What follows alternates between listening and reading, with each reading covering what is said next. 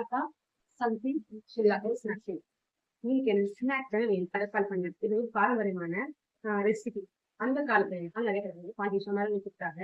இந்த ரெசிபியை செய்ய ஸ்டார்ட் பண்ணிருக்காங்க.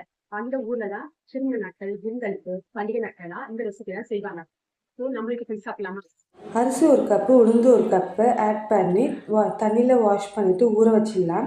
அதன் பிறகு ஊறிய அரிசியை மிக்ஸி ஜாரில் மாற்றிட்டு நல்லா ஸ்மூத்தி பேஸ்ட்டாக அரைச்சி எடுத்துகிட்டு வந்துடலாம்.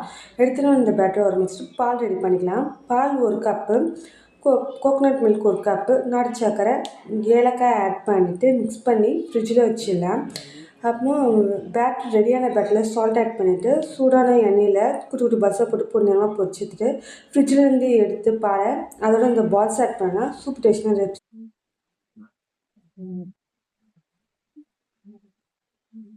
சூப்பரா இருக்கு.